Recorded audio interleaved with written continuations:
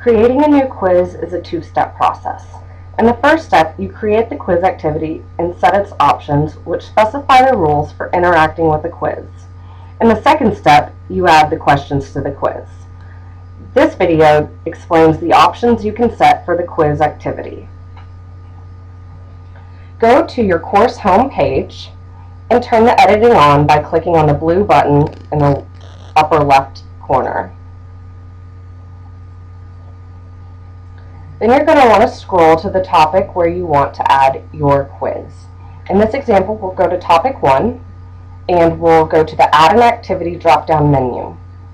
There you will select Quiz.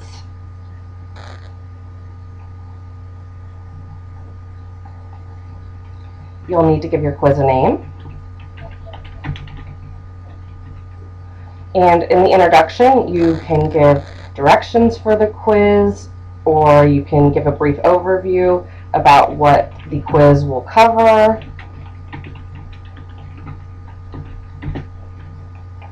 And you can decide if you want to have the introduction or description on the course page. But for this example, we do not.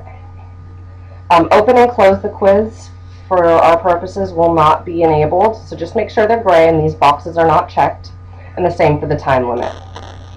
Have attempts allowed set to unlimited and the grading method set to highest grade. The grade category is uncategorized for right now. Under layout, the question order should be set to as shown on the edit screen, and it's not mandatory, but we recommend that you have a new page for every question, so that way there aren't multiple questions on one page. Question behavior, shuffle within questions. We generally like to say no, and how questions behave should be set to deferred feedback. Under review options, the two most important areas are going to be immediately after the attempt and later while the quiz is still open, which both sections should both have the attempt and marks selected, and none of the other ones checked. The after the quiz is closed section is for quizzes with close dates, and since we don't have close dates, this doesn't really apply, but you can just leave those all checked. Display, you do not need to have, or do not need to show the user's picture. You can have 2 decimal places in grades, and decimal places in question grades can be the same as for overall grades.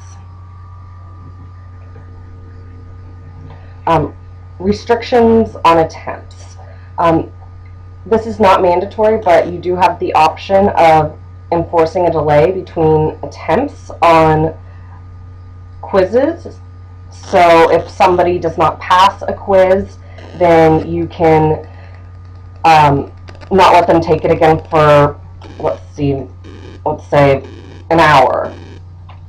So that way you know that they aren't just trying to retake the quiz until they pass, that they're actually going back and reading the material. But we do not enforce that, so it's just not enabled right now. Overall feedback is for when the quiz is over. If somebody gets an 80% or better, you can, for instance, say you passed.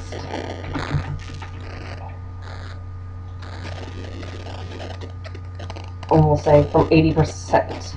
And you can see that the grade boundary is automatically set at 100, and then we can fill these in. And the last one is also going to be automatically set by Moodle at 0%. And then we can have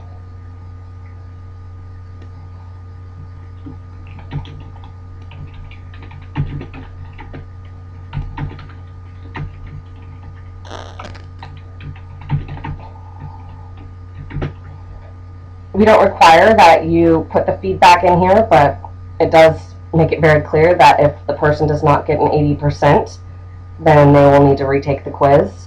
So you can see the 80% right here, and then you can ignore all these, and the grade boundary is 0 down there. groups mode, you can have no groups, and visible show. So now we will save and display.